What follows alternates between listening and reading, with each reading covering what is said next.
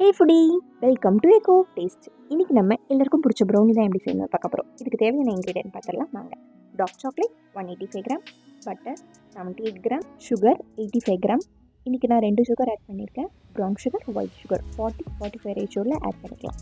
மைதா 60 gram, butter 80 gram, cocoa powder 1 spoon, ஃபைனலாக 2 egg. இப்போ நம்ம டபுள் பாயிலிங் மெத்தட் மூலிமா சாக்லேட்டை மெல்ட் பண்ணணும். ஃபஸ்ட்டு ஒரு பவுலில் ஹாட் வாட்டர் எடுத்துகிட்டு அதுக்கு மேலே ஒரு பவுலில் டார்க் சாக்லேட் ஆட் பண்ணி மிக்ஸ் பண்ணிக்கலாம். அதுக்கப்புறம் பட்டர் ஆட் பண்ணி நல்லா மிக்ஸ் பண்ணி ஒரு வாட்டர் கன்சிஸ்டன்சி வர வரையும் நம்ம மிக்ஸ் பண்ணி எடுத்துக்கணும். சாக்லேட் நல்லா மெல்ட் ஆகிற வரையும் நம்ம மிக்ஸ் பண்ணி எடுத்துக்கணும். நல்லா மிக்ஸ் பண்ணியாச்சு. இது கூட நம்ம ப்ரௌன் சுகர், ஒயிட் சுகரை ஆட் பண்ணி மிக்ஸ் பண்ணிக்கலாம். நல்லா மிக்ஸ் பண்ணால் இந்த மாதிரி ஒரு திக் கன்சிஸ்டன்சியில் வரும். இது கூட நம்ம எக் ஆட் பண்ணணும். எக் ஆட் பண்ணி நல்லா மிக்ஸ் பண்ணி எடுத்துக்கிட்டோன்னா கொஞ்சம் வாட்டரி கன்சிஸ்டன்சியாக மறுபடியும் ஆகும். இது கூட நம்ம மைதா ஆட் பண்ணிக்கலாம். ஆட் பண்ணி நல்லா மிக்ஸ் பண்ணிக்கணும். இப்போ கொக்கோ பவுடர் ஆட் பண்ணணும். 1 spoon of cocoa powder.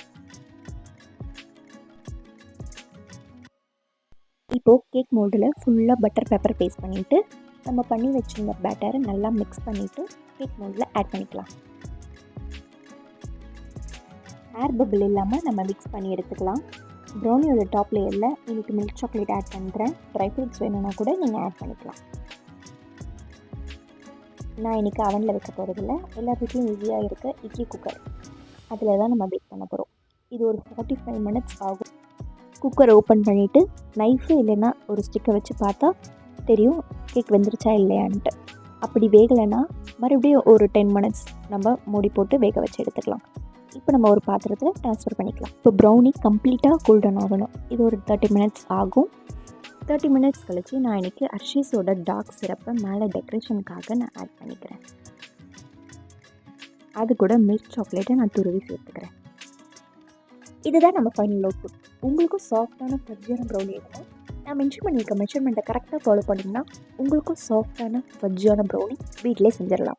Thank you for வாட்சிங்.